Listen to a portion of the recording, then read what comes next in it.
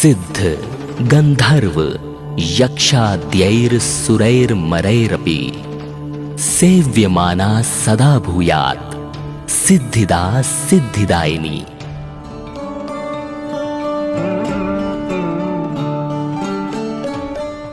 मां दुर्गा जी की नवी शक्ति का नाम सिद्धिदात्री है। ये सभी प्रकार की सिद्धियों को देने वाली हैं।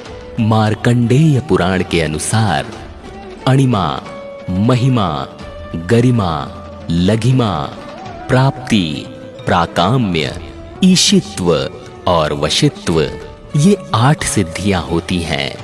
ब्रह्म वैवर्त पुराण के श्री कृष्ण जन्मखंड में ये संख्या 18 बताई गई है। इनके नाम इस प्रकार हैं: अणिमा, लघिमा, प्राप्ति, प्राकाम्य, महिमा, ईशित्व, वाशित्व, सर्वकामा वसायिता, सर्वज्ञत्व, दूर श्रवण, परकाय प्रवेशन, वाक् सिद्धि, कल्प वृक्षत्व, सृष्टि संघार करण सामर्थ्य, अमरत्व, सर्वन्यायकत्व, भावना, सिद्धि। मां सिद्धिदात्री भक्तों और साधकों को ये सभी सिद्धियां प्रदान करने में समर्थ हैं। देवी पुराण के अनुसार भगवान शिव ने इनकी कृपा से ही इन सिद्धियों को प्राप्त किया था। इनकी अनुकंपा से ही भगवान शिव का आधा शरीर देवी का हुआ था। इसी कारण वो लोक में अर्धनारीश्वर नाम से प्रसिद्ध हुए। मां सिद्धिदात्री 4 भुजाओं वाली हैं। इनका वाहन सिंह है। ये कमल पुष्प पर भी आसीन होती हैं। इनकी दाहिनी तरफ के नीचे वाले हाथ में चक्र, ऊपर वाले हाथ में गदा तथा बाईं तरफ के नीचे वाले हाथ में शंख और ऊपर वाले हाथ में कमल पुष्प है। नवरात्र पूजन के 9वें दिन इनकी उपासना की जाती है।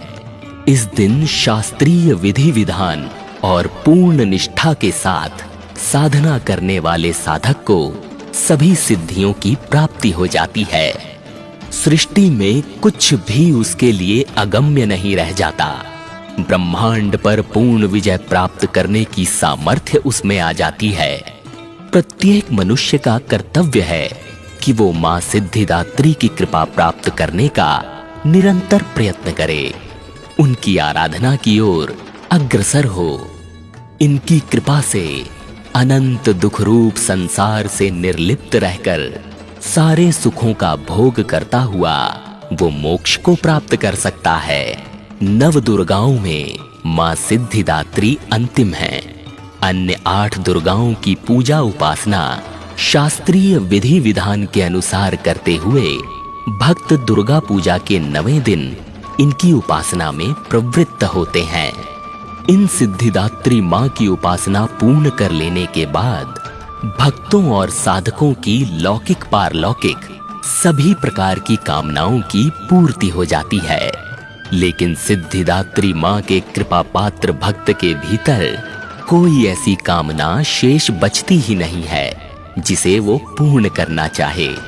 वो सभी सांसारिक इच्छाओं, आवश्यकताओं और स्पृहाओं से ऊपर उठकर मानसिक रूप से मां भगवती के दिव्य लोकों में विचरण करता हुआ उनके कृपा रस पीयूष का निरंतर पान करता हुआ विषय भोग शून्य हो जाता है।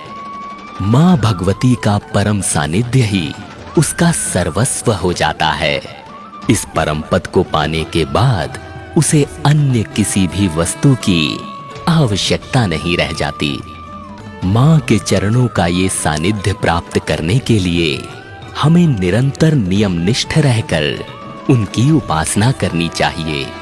मां भगवती का स्मरण ध्यान पूजन हमें संसार की असारता का बोध कराते हुए वास्तविक परम शांतिदायक अमृत पथ की ओर ले जाने वाला है।